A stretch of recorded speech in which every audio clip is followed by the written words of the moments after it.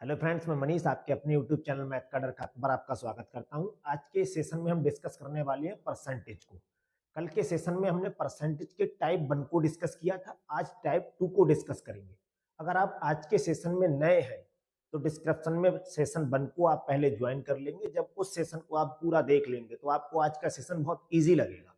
तो आज के सेशन का सबसे पहला प्रश्न देखते हैं, जिसमें लिखा है यदि एक संख्या को 200 से घटाकर 150 कर दे तो उसमें जो कमी हुई है वो कितने प्रतिशत हुई होगी। अगर इसे आसान भाषा में ये कह दिया जाए कि आपके नंबर पहले 200 आए थे, अब उनको कम करके 150 कर दिया गया है, तो वो कितने प्रतिशत कमी हो गई है। देखिए, यूनिट में हमें कमी दिख रही है। 200 से अगर कोई चीज 150 हो गई है तो ये 50 यूनिट की कमी हुई है। तो यूनिट में तो पूछा नहीं, इसी को आपने प्रतिशत में बनाना है। जब भी कमी प्रतिशत में आप बनाएंगे तो प्रतिशत में कमी कैसे निकालते हैं, सबसे पहले कमी जो भी हुई है वो लिख लीजिए और प्रतिशत निकाल रहे हैं, इसीलिए 100 किस पर निकाल रहे हैं, 200 पर। कमी किस में हुई है, 200 पर। प्रारंभिक वैल्यू कितनी है, 200। इसे कैलकुलेट करेंगे,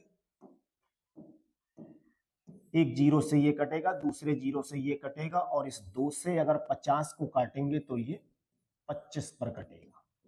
तो उसमें जो कमी हुई है 25% की कमी है। अपना ऑप्शन नंबर तीसरा ठीक है।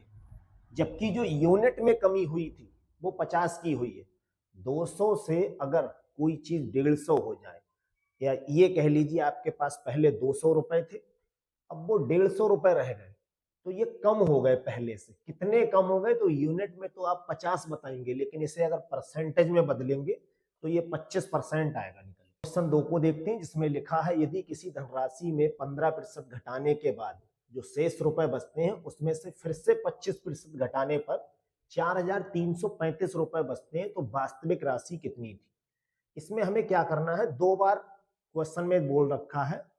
इसे आसान लैंग्वेज में आप ऐसे समझ लीजिए, यदि कोई रुपए आपके पास है उसमें से 15% रुपए कम कर दीजिए और उसके बाद जो रुपए बच रहे हैं उसमें से 25% फिर से कम कर दीजिए। तो जब 2 बार 15% और 25% कम कर रहे हैं तो हमारे पास जो रुपए बच रहे हैं वो 4335 रुपए बच रहे हैं। तो वास्तविक राशि जो थी वो कितनी थी, ये हमें बताना है। अब मान ले रहे हैं वास्तविक राशि जो है वो इस समय कितनी है, x रुपए है। इस x रुपए में से अगर हम 15% कम कर दें तो हमारे पास कितना बचेगा, 85 बचेंगे। किस पर बचेंगे, 100 पर। अब इतना ही नहीं कहा, अभी इन्होंने इसमें और जोड़ दिया है कि जब आप 15% घटा दें उसके बाद में से फिर से 25% घटाना है। तो जब 25 घटाएंगे तो 25 अगर 100 में से कम कर दे रहे हैं तो 75% बच रहे हैं, किस पे, 100 पे। और ऐसा करने के बाद ये रुपए कितने बच रहे हैं, 4335। इसे सॉल्व कर लेंगे। देखिए, अगर इसे 5 से काटेंगे तो ये 15 पर कटेगा। इससे 5 से देखिए काटेंगे, 5 अट्ठे 40, यहाँ बचेगा 3, 3 यहाँ आके बन जाएगा 33, 5 छक 30, 3 यहाँ आके 5 सत्ते 35। ये 3 से कट जाएगा, देखिए 3 से कट रहा है, इसे चेक कर लीजिए, 8 और 6 14 और 7 21। अगर किसी संख्या के अंकों का योग 3 से कट रहा है तो वो संख्या भी 3 से कट जाएगी, क्योंकि 5 से तो ये कट नहीं। इसे जब 3 से दोबारा से डिवाइड करेंगे तो ये 5 पर कटेगा। इसे 3 से जब काटेंगे, 3 दूनी 6, यहाँ से 2 बच्चे, वो यहाँ 26 हो गए, 3 अट्ठे 24, यहाँ 2 बच्चे, 3 नेम 27। इधर अपना कितना बचेगा, देखिए x बचा 85/100 बचा, और इधर 5/100 बचा। इधर आ जाएगा 289। ये देखिए 5 से तो डिवाइड हो नहीं रहा है, ये 17 से कटता है। जब 17 से कट रहा है तो इधर 17 से कौन सा नंबर कट रहा है, 85 कट जाएगा। अगर इसे 17 से काटेंगे ये 5 पर कटेगा, इसे 17 से काटेंगे तो ये 17 पर कटेगा। अब ऊपर की संख्याएं ऊपर से कटती, तो ऊपर तो कोई भी संख्या कटने वाली है नहीं। इस 5 से अगर इसे काटेंगे तो ये 20 पर कटेगा, इस 5 से अगर इसे काटेंगे तो ये 20 पर कटेगा। ऊपर देखिए यहाँ पर क्या बचा होगा, केवल x बचा, और नीचे 20 ये और 20 ये, इसका मल्टीप्लाई करेंगे, 1 0 और 1 0, 2 0 और 2 दूनी 4 और बराबर में 17। चूंकि हमसे x की वैल्यू पूछी, ये 400 इधर आ जाएगा, 17 गुणा 400, डबल जीरो ऐसे ही, 17 चौक कितना होता है 68। जो वास्तविक संख्या थी उसे अपने लोगों ने x माना था, जिसकी एक्चुअल वैल्यू जो होगी वो 6,800 रुपए होगी। Option number D. अगले प्रश्न को देखते हैं। ये सभी प्रश्न एसएससी जीडी के से उठाए हुए हैं। पूरे सेट में आज के आपको सेशन में जितने भी प्रश्न कराए जा रहे हैं, ये सभी प्रश्न एसएससी जीडी के सेट से उठाए हैं, जो यूपीपी में और यूपीएसआई में बहुत इंपॉर्टेंट प्रश्न है। अगले प्रश्न में देखिए, हमसे कहा है अगर पहली संख्या का 75%, तो ये पहली संख्या हो गई और इसका 75%,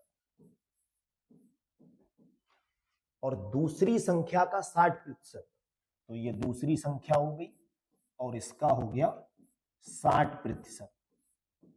अगर ये बराबर है तो इसे बराबर कर दीजिए। तो पहली संख्या और दूसरी संख्या का अनुपात क्या होगा? इसमें अनुपात और प्रतिशत को मिक्स करके प्रश्न हमसे किया है। देखिए इस तरह के सवाल कैसे करेंगे, आप चाहें तो डायरेक्ट प्रतिशत से प्रतिशत हटा दीजिए, वरना अगर ऐसे नहीं करने तो ये पहली संख्या और ये रहा 75/100, ये दूसरी संख्या और ये रहा 60/100। आप चाहो तो प्रतिशत से प्रतिशत सीधे हटा सकते थे। देखिए 100 से 100 कट जाएगा। जब भी कभी भी दो परमेय संख्या इस तरह से लिखी हो तो इधर जो नीचे लिखा है और इधर नीचे लिखा है, नीचे वाली संख्या नीचे से कटेगी, ऊपर वाली संख्या ऊपर से कटेगी। और जब प्रश्न एक ही साइड में लिखा हो तो ऊपर की संख्या से नीचे की संख्या काट सकते हैं। आप चाहते तो इस 0 से ही 0 काट देते, 100 से 100 काट दिया। 75 को अगर 15 से काटेंगे तो ये 5 पर कटेगा, और इसे 15 से काटेंगे तो ये 4 पर कटेगा। तो पहली संख्या के पास में लिखा हुआ है 5 और दूसरी संख्या के पास में लिखा हुआ है 4। आपको कल भी ये ट्रिक बताई थी, और इससे पहले जब अनुपात का सेशन कराया था वहां पर भी बताया था।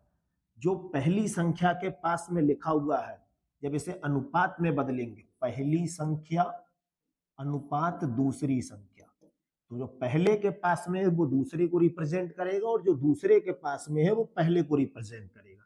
तो पहली संख्या हो जाएगी 4 और दूसरी संख्या 5, 4:5। अगर इसी प्रश्न को आप ऐसे ना समझे तो देखिए आप इसे ऐसे भी कह सकते थे। मान लीजिए आपका ये प्रश्न लिखा हुआ था, ये देखिए लिखा हुआ है, अगर यहां से आप अंगणित को एक तरफ करें और बीजगणित को एक तरफ, तो ये पहली संख्या को यही रहने दिया, दूसरी संख्या यहां से हटाएंगे तो वो आ जाएगी इसके बटे में। यहाँ पे 4 लिखा हुआ है और ये 5।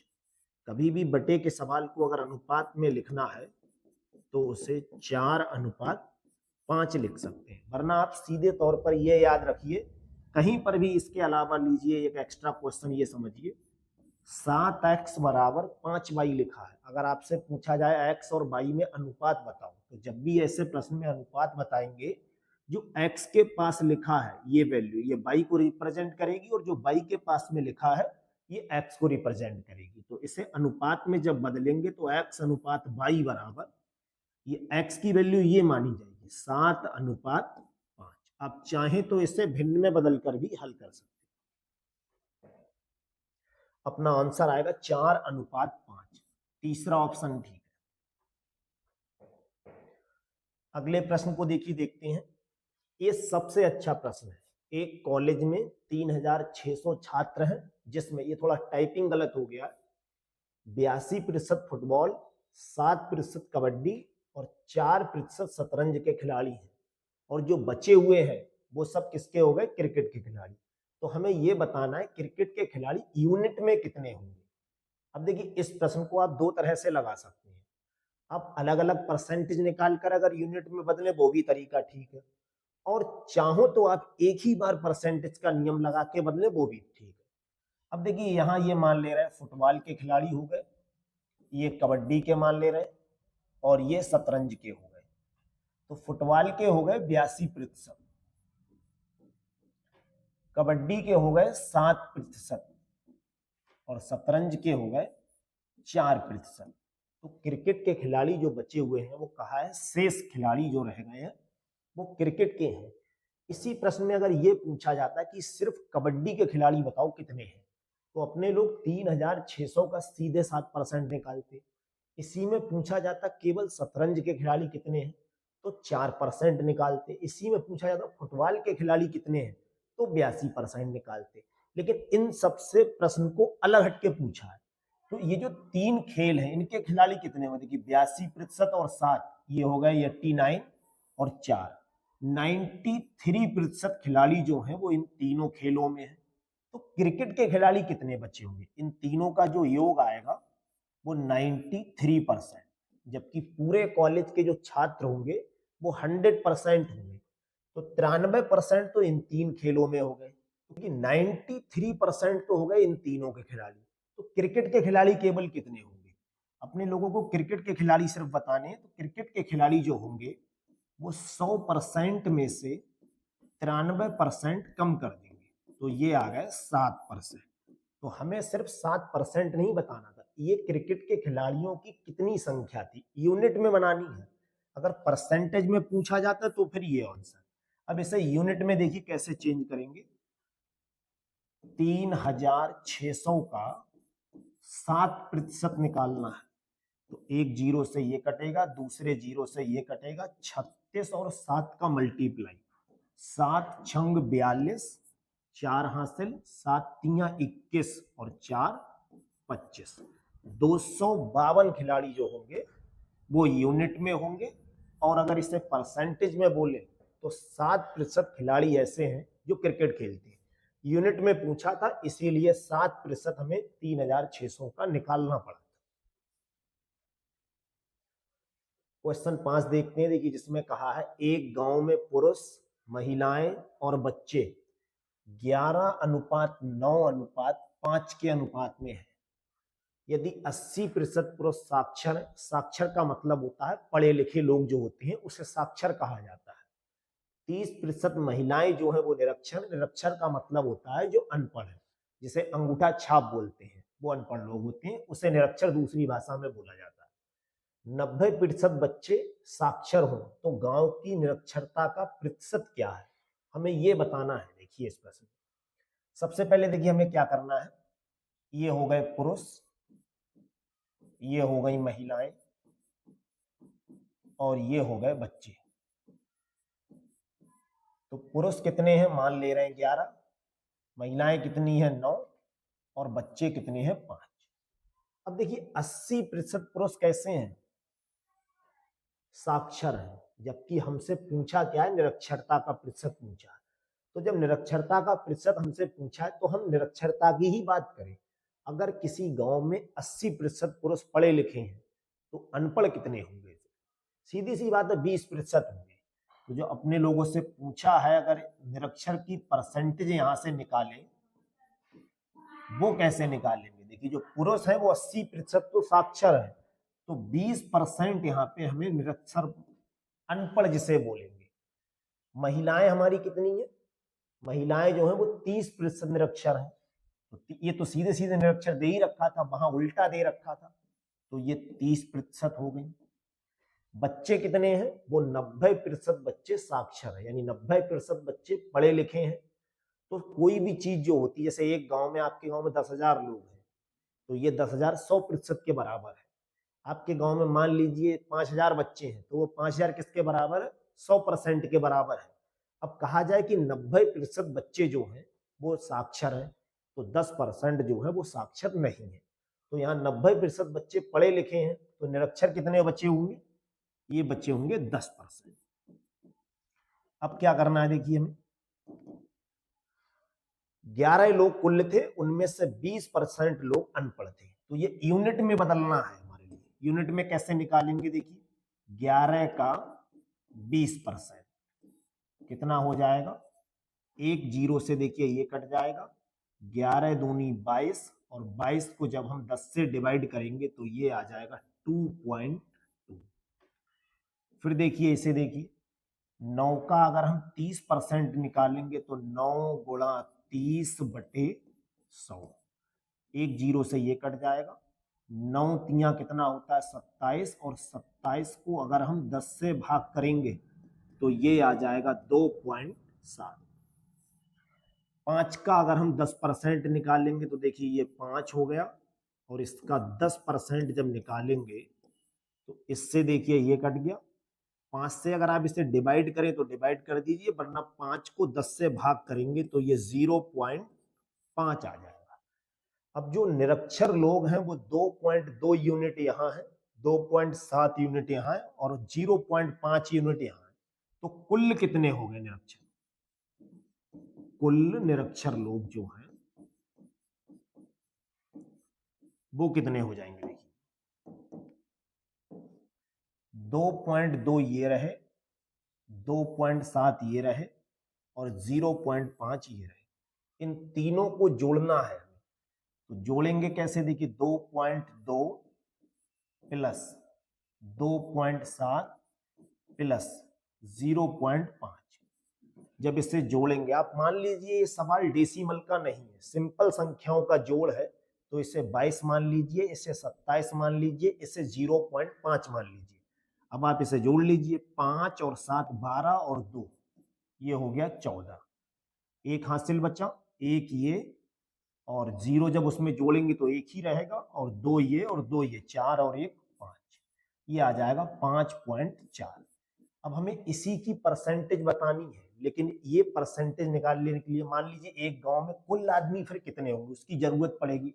तो देखिए 11 पुरुष यहाँ थे, उसमें से 5.4, क्योंकि ये रेशियो का प्रश्न था, आप ये मत समझ लेना कि 5.4 ये पुरुषों की संख्या होगी, ये एक्चुअल यूनिट नहीं आए, क्योंकि ये प्रश्न रेशियो का था। पुरुष 11 थोड़े होंगे वहां पर, 11:9:5 में होंगे। हो सकता है वो 11,000, 9,000 और 5,000 की संख्या हो। तो अपने लोगों ने सिर्फ समझने के लिए यहाँ पे इसे यूनिट में लिख लिया है।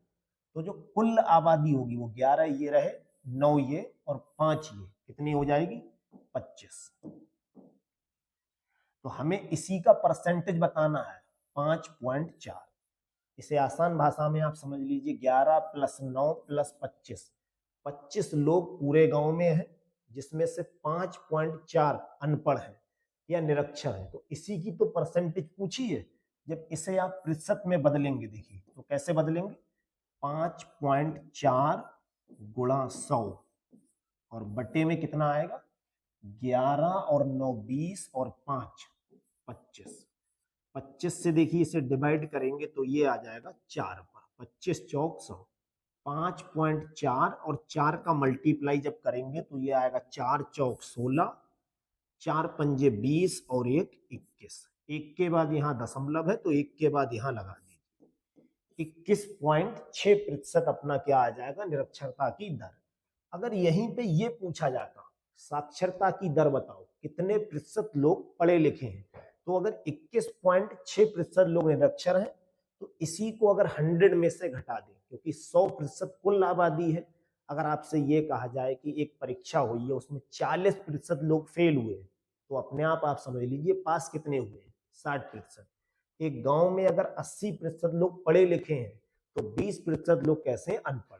तो जो ये 21.6 दिख रहा है, ये आपको क्या दिख रहा है, अनपढ़ लोगों का प्रतिशत। तो अगर यहीं पे पूछा जाता पढ़े लिखे लोगों का बताओ, यानी साक्षर लोगों का, तो चाहे तो आप 100 में से सीधे ही माइनस कर दीजिए, और अगर 100 में से इसे माइनस नहीं कर रहे हैं तो यहां से आप साक्षर की दर निकालिए, फिर उसे इस तरह से प्रतिशत में बदलें, तब भी आपका आंसर वही आएगा। अगले प्रश्न को देखते हैं, जिसमें लिखा है किसी संख्या के आधे का 1/4 25 हो तो उस संख्या का 20% कितना होगा। तो इस प्रश्न को आप दो तरह से कर लीजिए, चाहे परसेंटेज से कर लीजिए, चाहे आप यूनिट बना के कर लीजिए। देखिए सबसे पहले हम क्या करेंगे, एक संख्या मान ले रहे हैं कोई संख्या कितनी है, x है। अब इसका हमें क्या करना है, आधा करना है। तो ये आधा कर दिया। किसी संख्या का आधा कैसे किया जाता है, उसके नीचे 2 लिख दीजिए। जैसे आपसे कोई पूछे 100 का आधा कीजिए, तो 100 का आधा आप कितना बताएंगे, 50, क्योंकि 100 के नीचे 2 लिख दीजिए। आधा करने का मतलब होता है उसे 2 भागों में बांटना, तो 2 से भाग कर दीजिए। अगर यही कहा होता तिहाई कर दीजिए, तो 3 भागों में बांटना है तो 3 से भाग कर देते। तो एक संख्या का आधा, ये यहां तक रहा। अब आधा करने के बाद फिर कहा 1/4, यानी अब इसके 4 टुकड़े करने हैं, तो 4 से भाग करना है। तो 4 से भाग करने के लिए 1/4 लिख दिया। और जब ये काम कर रहे हैं तो ये संख्या कितनी बन जा रही है? 25 बन जा रही है। तो हमें बताना है उस संख्या का 20% कितना होगा। अब अपने लोग क्या कर रहे हैं, उस संख्या का 100% पहले पता कर रहे हैं, फिर 20% बता देंगे। तो इस x का मल्टीप्लाई इससे करेंगे और इससे करेंगे तो ये x रहेगा, और नीचे 2 चौक 8 बराबर में 25। ये जो नीचे 8 लिखा है इसे जब उठा के लाएंगे तो ये ऊपर आ जाएगा। 25 अट्ठे कितना हो जाएगा? 200। ये जो निकल कर आया है वो क्या आया? वो संख्या आ गई है। अगर हमसे पूछा जाता उस संख्या की वास्तविक वैल्यू कितनी होगी, तो जो वास्तविक वैल्यू है वो 200 है। अब पूछा है वो संख्या नहीं बतानी है, उस संख्या का 50% पूछा होता तो इसका 50% निकालते। फिलहाल में तो इस संख्या का केवल 20% बताना है। 20% कैसे निकालेंगे? देखिए,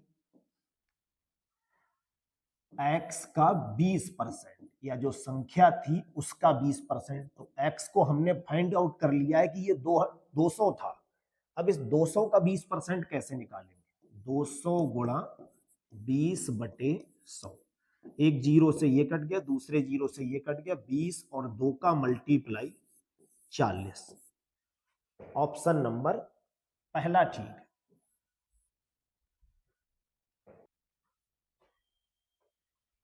आज के सेशन का 7वां प्रश्न देखिए, ये सबसे इंपॉर्टेंट, पूरे सेशन में सबसे अच्छे प्रश्नों में से ये प्रश्न है, जिसमें लिखा है यदि किसी संख्या के 60% में 36 जोड़ दें तो वह संख्या स्वयं वही संख्या बन जाती है। वो संख्या कितनी होगी? देखिए, जब भी ऐसे प्रश्न में कहा जाए, इसमें आप एक खास वर्ड की पहचान बना लीजिए। जिस सवाल में ये लिखा हो कि स्वयं वही संख्या बन जा रही है, इसका मतलब ये होता है कि वो 100% बन जा रहा है।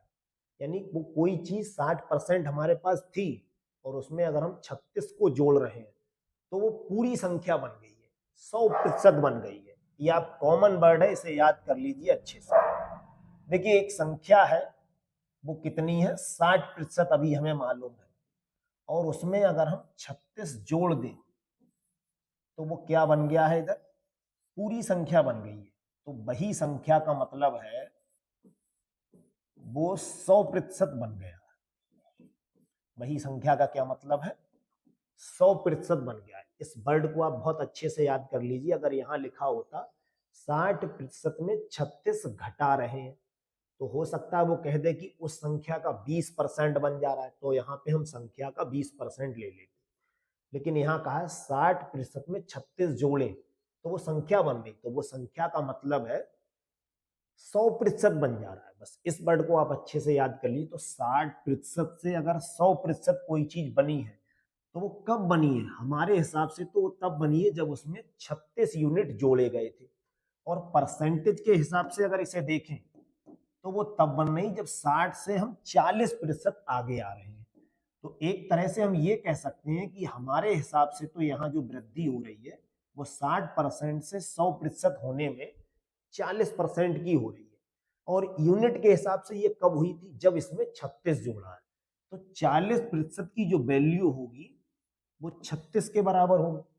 अगर यहां से आपसे कहा जाए 1% की वैल्यू बताओ, तो 1% की मतलब हो गया 36/40 हो जाएगी। अगर आपसे कहा जाता कि 20% की वैल्यू बताओ तो 20 की बताते, 30 की कहा होता तो 30 से मल्टीप्लाई, 40 से कहा होता तो 40 से मल्टीप्लाई। फिलहाल में तो ये पूछा है वही संख्या बता दो, तो वही संख्या का मतलब 100% पूछा है। हो सकता है इस प्रश्न को और थोड़ा सा घुमाना हो तो ये कह सकते हैं उस संख्या का 50% बताओ, तो आधा बताना था। तो ये 1% की वैल्यू है, हमसे 100% की वैल्यू पूछी है। तो 100% की वैल्यू देखिए कैसे निकालेंगे? 36/40 गुणा 100। इसे सॉल्व करेंगे। देखिए, इससे देखिए एक जीरो से ये कट जाएगा, 4 से 36 को काटेंगे, ये 9 पर कटेगा, 9 ये और 10 ये, 9 और 10 का मल्टीप्लाई 90। तो वह संख्या क्या होगी? 90 होगी। Option number A. इसका मतलब ये हुआ अगर 90 का 60% निकालें और उसमें 36 जोड़ें तो वो 90 ही बन जाएगा। कि जो 90 लिखा है वो एक्चुअल में वह संख्या है, तो ये 100% के बराबर है।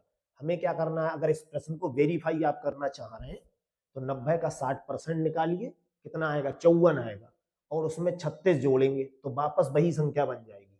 देख लीजिए ये 60% कितना आएगा 90 का, 90 का 60% 54 होता है, 54 ये और 36 ये, 90 बन जाएगा। का 8वां प्रश्न देखते हैं। ये प्रश्न लगभग क्वेश्चन 7 की कॉपी है, तो पहले थोड़ा सा एक बार क्वेश्चन 7 को दोबारा देखते हैं। देखिए इसमें क्या कहा है, हमसे वही संख्या पूछी है, तो वही संख्या का मतलब होता है 100% पूछा है। अगर इसी प्रश्न में ये कहा जाता 22% बताओ उस संख्या का, तो यहाँ मल्टीप्लाई 22 से करते, 25% बताओ तो 25 से करते, 7% बताओ तो 7 से करते। अब हमसे कहा क्या है, उस संख्या का 11.5% बताना है, तो ऐसे प्रश्नों में हम सबसे पहले 1% की वैल्यू बताएंगे और जो भी आंसर आएगा उसमें 11.5 से मल्टीप्लाई करेंगे। तो एक संख्या है कोई, अब कोई वो संख्या है, अगर आप x मान के करते तो ये प्रश्न थोड़ा सा बड़ा हो जाएगा। हमेशा किसी भी संख्या को उसे 100% माना जाता है, इसकी जो भी कीमत होगी पेन की वो 100% के इक्वल में रखी जाएगी। अगर ये 20 रुपए का है तो 20 रुपए को हम 100% के बराबर में रखेंगे। तो एक संख्या है वो अभी कितनी है, 100% है, और संख्या से अगर 106 माइनस करें तो क्या हो जा रहा है, मूल संख्या के 47% के बराबर हो रहा है। तो संख्या तो ये थी, अब इसका कितना हो जा रहा है, 47% हो रहा है। तो हमें क्या करना पड़ रहा है, अगर 100% में से 106 कम करें तो वही चीज 47% बन जा रही है। तो यहाँ परसेंटेज में जो कमी हो रही है, 100 से अगर 47 हो रही है तो हमारे हिसाब से तो 53% की कमी हो रही है, जबकि यूनिट के हिसाब से 106 की हो रही है। तो 53% किसके बराबर है, 106 के बराबर है। तो यहां से 1% की वैल्यू निकालनी होगी। 1% की वैल्यू देखिए कैसे निकालेंगे, 106 के अपॉन में क्या आ जाएगा, 53, और 53 से जब इसे काटेंगे तो ये 53 कट जाएगा 2 पर, 53 दूनी 106। तो 1% की जो वैल्यू आएगी वो कितनी आ जाएगी, 2 यूनिट आ जाएगी। अगर यहां से आपसे ये प्रश्न किया जाता कि वही संख्या बताओ, तो हमसे 100% पूछा है, 100 से मल्टीप्लाई करते और 200 आंसर आता, लेकिन हमसे पूछा है उस संख्या का 11.5% बताना है। तो 1% किसके बराबर है, 2 के बराबर है, और हमें 11.5 बताना है, तो 2 में कितने से मल्टीप्लाई करेंगे, 11.5 से। 11.5 का मतलब होता है 11.5 रुपए, और 11.5 रुपए में जब 2 से मल्टीप्लाई करेंगे ये आ जाएगा 23। 23 ऑप्शन नंबर दूसरा ठीक है। देखिए इसी प्रश्न में अगर ये कहा जाए, बहुत ध्यान से समझ लीजिए इस लाइन को, कि उस संख्या को बताओ, यहां से प्रतिशत अगर हटा दे तो जब ये कहा जा रहा है उस संख्या को बताओ, तो 100% पूछा जा रहा है, और 100% में यहाँ पे 100 से मल्टीप्लाई करनी पड़ती है। 1% की वैल्यू बता दी ये 2 रुपए है, तो 100% की वैल्यू 200 रुपए है। ये 11.5% पूछा था, तो इस 2 में 11.5 से देखिए गुणा किया है, जब 11.5 से गुणा करेंगे ये 23 आ जाए। क्वेश्चन नंबर 9 देखिए। एक परीक्षा में एक विद्यार्थी ने पहले पेपर में, ये पहले पेपर में कुल लिखा होगा, टाइपिंग थोड़ा सा गलत हो गया, कुल 200 अंकों में से 40% अंक प्राप्त किए हैं। यदि विद्यार्थी को कुल 60% अंक प्राप्त करने हो तो दूसरे पेपर में 200 में से कितने प्रतिशत अंक प्राप्त करने होंगे। तो सबसे पहले तो 2 पेपर की बात हो रही है, ये हो गया पहला पेपर और ये हो गया दूसरा पेपर। पहला पेपर कितने का हुआ है, 200 का, और दूसरा पेपर कितने का हुआ है, 200 का। दोनों ही पेपर 200 के हैं। प्रश्न में कहा है जो पहले पेपर में है वो 200 में से 40% अंक लेकर आया। तो पहले पेपर का तो रिजल्ट बिल्कुल क्लियर है कि 200 में से 40% लाया। तो 200 में से अगर 40% नंबर लेकर आया है कोई बच्चा, तो कितने नंबर लाया, आप चाहे तो ओरल बता दीजिए। 200 में से अगर 40% नंबर लेके आया है तो 200 का 40% अगर आप निकालेंगे, एक जीरो से ये कटेगा, दूसरे जीरो से 4 और 20 का मल्टीप्लाई हो जाएगा 80। पहले पेपर में वो बच्चा 80 नंबर लेकर आया है, अब क्या करना है, दूसरे पेपर में 200 में से कितने परसेंट अंक प्राप्त करने होंगे, ये हमसे प्रश्न किया है। तो पहला पेपर देखिए 200 का था, दूसरा पेपर भी 200 का था, और उस बच्चे को कुल जो नंबर लाने हैं वो 60% लाने हैं। तो 200 ये और 200 ये, जो कुल अंक होंगे वो कितने हो जाएंगे, वो 200 प्लस 200 400 हो जाएंगे। और 400 में से हमें लाने कितने हैं, हमें लाना है 60%। ये देखिए विद्यार्थी को कुल 60% अंक लाना है, तो 400 का अगर 60% निकालेंगे तो एक जीरो से ये कटेगा, दूसरे जीरो से ये कटेगा, 60 और 4 का मल्टीप्लाई होगा 240। ये आपका आंसर आ गया। अब अभी ये फाइनल आंसर नहीं है, पहले हमें तो नंबर इतने लाने थे, अगर हम इतने नंबर ला रहे हैं दोनों पेपर में तो 60% नंबर आ रहे हैं। तो पहले पेपर में अगर 80 नंबर ले आए हैं, ये देखिए पहले में 80 आ गए, तो दूसरे में अभी और लाने हैं, तो हमें यही तो बताना है कितने नंबर लाने चाहिए, और वो भी परसेंटेज में बताना है। तो अगर 80 नंबर वो बच्चा पहले में ले आया है और नंबर कितने लाने हैं हमें 240, तो अगर 80 ले आया है तो अभी और कितने लाने हैं, तो आप कहोगे ये लान नंबर इतने तो ले आए हैं, इतने लाने थे, टोटल 2 विषय में पेपर हो रहा है, तो अभी नंबर 160 और लाने। देखिए 80 में अगर 160, ये कमी कितने की है, 240 से 80 बनाना है या 80 से 240, तो 160 नंबर और लाना है। अब 160 कहां से लाने, अपने लोगों को इस 200 में से लाना है। तो 200 में से अगर 160 नंबर लाना है आपको, तो ये कितने प्रतिशत नंबर हो रहे हैं। आप चाहें तो बाई ऑप्शन से बता सकते हैं। देखिए अगर 100 में से, ऐसे ही समझ लीजिए 200 से लाना है तो इसका हाफ कर दीजिए, क्योंकि परसेंटेज निकालने, 2 जीरो से 2 जीरो कट जाएंगे, 80 आपका आंसर आएगा। बाकी आप ओरल समझ लीजिए, अगर आपको 200 में से 160 नंबर लाने हैं तो ये कितने प्रतिशत नंबर हो रहे हैं। एक बेसिक सा फार्मूला है, अगर आप हाई स्कूल और इंटर के छात्र रहे हैं तो आपको परसेंटेज निकालना बहुत आसानी से आता है। अगर आपके 500 में से 300 नंबर आ गए तो ये कितने प्रतिशत है, तो जितने नंबर आपके आए होते हैं उसमें आप क्या करते हैं, 100 से गुणा करते हैं, और जितने में से आए हैं उससे क्या करते हैं, भाग। तो जब 160 की हम परसेंटेज निकालेंगे तो 160 गुणा 100, ये तो इसलिए कि परसेंटेज निकालना है, और किससे, 200। 200 में से ही तो लाने 160, एक जीरो से ये कटेगा, दूसरे जीरो से ये, और 2 से अगर इसे काटेंगे तो ये 80% आ जाएगा। Option number A. ये इलेक्शन से संबंधित प्रश्न है, ये भी बहुत अच्छा प्रश्न है। 2 उम्मीदवारों के बीच एक चुनाव में डाले गए मतों का 58% मत प्राप्त करने वाला व्यक्ति 4032 वोटों से जीत गया है, तो डाले गए कुल मतों की संख्या कितनी होगी। अब यहाँ पे आपको एक सवाल समझना पड़ेगा ध्यान से, इसमें वैध, इसी में अभी इलेक्शन से संबंधित प्रश्न भी एक टाइप से और होगा, वो आपको अगले सेशन में करा देंगे कि टाइप 2 में प्रश्न कराया जा रहा है, टाइप 3 में जब प्रश्न कराएंगे तो थोड़ा सा और लेवल बढ़ा दिया जाएगा उनका। ऐसे प्रश्न में ये नहीं लिखा है कि कितने प्रतिशत वोट वैध है और कितने अवैध है, तो हमें इससे मतलब नहीं है, जितने वोट पड़े होंगे वो किसके बराबर है, 100% के बराबर हो। तो यहाँ पे 2 व्यक्ति हैं, देखिए एक पहला व्यक्ति, एक दूसरा व्यक्ति। एक चुनाव में जो डाले गए मत का 58% मत प्राप्त करने वाला व्यक्ति जो है, तो इस व्यक्ति को कितने वोट मिले हैं, 58% वोट मिले हैं। अब यह ध्यान से समझिए, 2 ही लोग तो इलेक्शन लड़े हैं, अगर एक को 58% मिले हैं तो दूसरे को कितने मिले होंगे।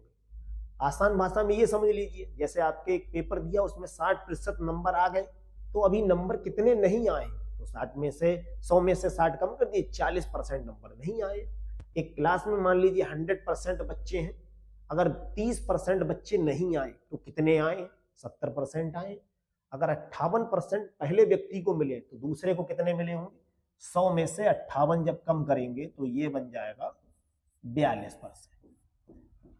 अब चूंकि ये व्यक्ति हार गया है, अब कितने वोटों से हारा है, ये लिखा हुआ है 4032 वोटों से जीत गया। ये वाला व्यक्ति कितने से जीत रहा है, 4032, जबकि आपके हिसाब से कितने वोटों से जीत रहा है। परसेंटेज में अगर देखेंगे तो 58% इसे मिले हैं और 42% इसे मिले हैं। तो ये हमारे हिसाब से 8 में से 2 कम करेंगे 6, 5 में से 4 कम करेंगे 1, ये 16% वोट कम मिले हैं इसे, तो ये इतने ही वोटों से हारा होगा, या ये कह लीजिए ये 16% वोटों से जीत गया है। लेकिन ये परसेंटेज है, जबकि यूनिट में कहा है 4032, तो ये लिखी हुई तो दोनों एक ही चीज होंगी। मान लीजिए मैं कहूँ आपके 500 में से 490 नंबर आ गए, और इसी को अगर मैं परसेंटेज में बोलूं तो 490 थोड़ा बोलूंगा।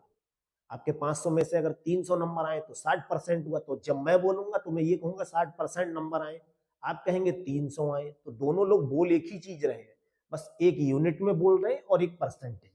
सेम सवाल यहां बन रहा है, 58% एक को मिले, 42 दूसरे को मिले। तो हमारे हिसाब से जो 58 वाला व्यक्ति जीत रहा है वो कितने परसेंट ज्यादा वोट ले रहा है? 16%। और प्रश्न में कहा ये जो 16% है, ये 16% में नहीं बता रहा है, वो कह रहा है 4032 वोटों से जीता है, तो इसे 4032 के बराबर। ये आपका हिसाब है, ये प्रश्न का हिसाब है, लेकिन है दोनों एक ही चीज। हमसे पूछा क्या है, तो कुल वोट कितने थे। 100% की वैल्यू पूछी है, ये फिलहाल किसकी है, 1% की वैल्यू। तो ये 16% की, अगर इसे हम 16 से डिवाइड कर दें तो 1% की वैल्यू निकल कर आ जाए। 16 से काटेंगे 1 पर, देखिए इसे 16 से काट रहे हैं, 16 दूनी 32, यहाँ 8 बचे, 40 थे, जब 8 यहाँ आ जाएंगे तो ये बन जाएगा 83, और 16 पंजे होता है 80। अब यहाँ बचे होंगे 3, वो 3 यहाँ आके बन जाएंगे 32, 16 दूनी 32। तो इधर 1% की जो वैल्यू हमारी आई है वो 252 यूनिट है। 100% की वैल्यू कितनी होगी फिर? 100% की वैल्यू होगी 252 इंटू 100, तो 2 जीरो और बढ़ जाएंगे, 25,200, ये कुल वोट होंगे। ऑप्शन नंबर अपना होगा चौथा। उम्मीद करते हैं आज के सेशन के सभी आपको प्रश्न बहुत अच्छे से समझ में आएंगे। अगर किसी भी प्रश्न में आपको किसी तरह का डाउट हो तो कमेंट सेशन में जरूर बताइएगा, और हर सेशन की तरह आज के सेशन का भी एक क्वेश्चन रहेगा जो आपको स्वयं करना है और उसका आंसर कमेंट सेशन में देना है।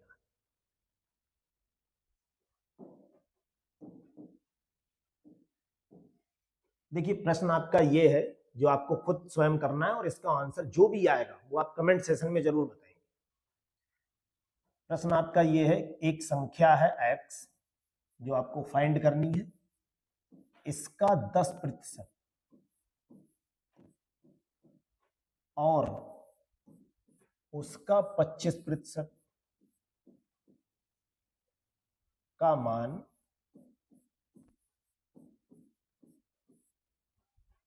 120 है, तो x का मान कितना होगा?